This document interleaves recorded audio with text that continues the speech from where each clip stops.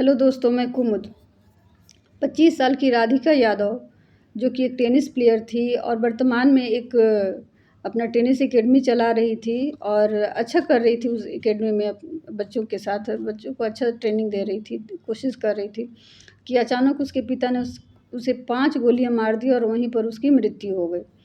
इस केस को मीडिया ने इतना कम तवज्जो दी, इतना कम वेटेज दिया कि क्या कहा जाए।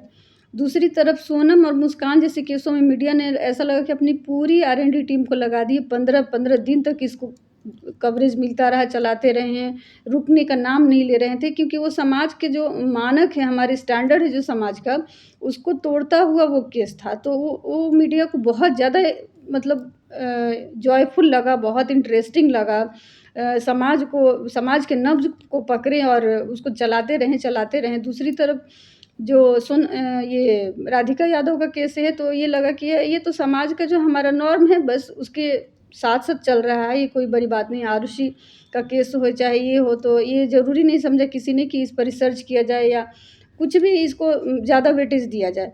तो ये अभी भी हमारे देश की मानसिकता को दिखाता है कि हम अभी भी किस मानसिकता से ग्रस्त हैं। चाहे हम कितना भी पढ़ लिए हों, चाहे शुभांशु शुक्ला भी इंटरनेशनल स्पेस स्टेशन पर चले गए हों, चाहे हम कितनी भी तरक्की कर लिए हों, लेकिन अभी भी हमारी मानसिकता उस लेवल की नहीं हुई है कि हम हमारे देश की लड़कियों के लिए उनकी इच्छाएँ, उनकी आज़ादी, उनका खेल और उनके कपड़ों से बाहर निकल सके। और ये बहुत ही मामूली चीज़ लगे, उनको आज़ादी इसलिए दें कि वो उड़ सकें। वो जितना अचीव करना चाहती हैं, उससे ज़्यादा हम उनको बड़े सपने दिखा सकें, ऐसा हो ही नहीं रहा है।